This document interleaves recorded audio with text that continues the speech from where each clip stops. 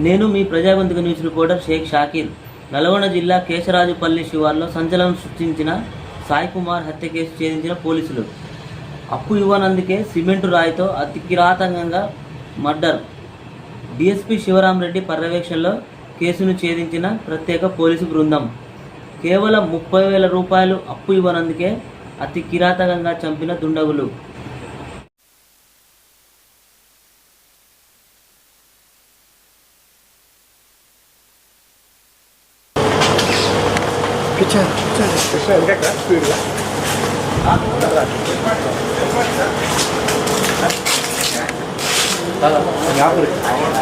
ఇద్దరు నిందితులైనటువంటి ఫుర్ఖాన్ మరియు ఆరిఫ్ వీళ్ళిద్దరు కూడా ఉత్తరప్రదేశ్ రాష్ట్రానికి సంబంధించిన వాళ్ళు.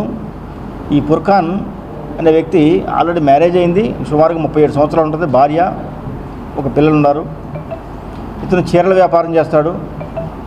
తెలంగాణ మరియు ఆంధ్ర ప్రాంతాల్లో ఉండి చీరలు అమ్ముతూ ఉంటాడు.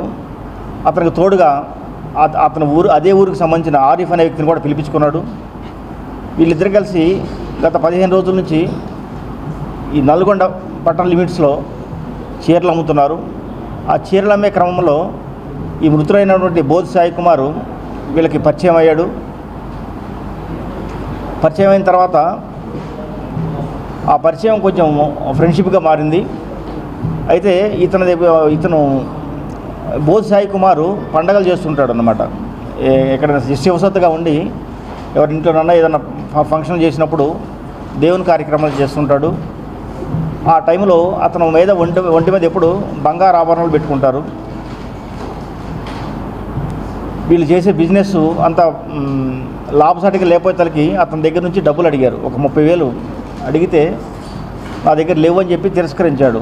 వాళ్ళు ఏమనుకున్నారు, ఇతని దగ్గర ఉన్నాయి కావాలని ఇవ్వట్లేదనే ఉద్దేశంతో ఎట్లయినా ఇతని దగ్గర నుంచి తస్కరించడమో లేదా చంపైనా సరే ఇతను చేద్దామన్న ప్లాన్ వేసుకుని 8వ తారీఖు చిన్న పార్టీ చేసుకుందామని చెప్పి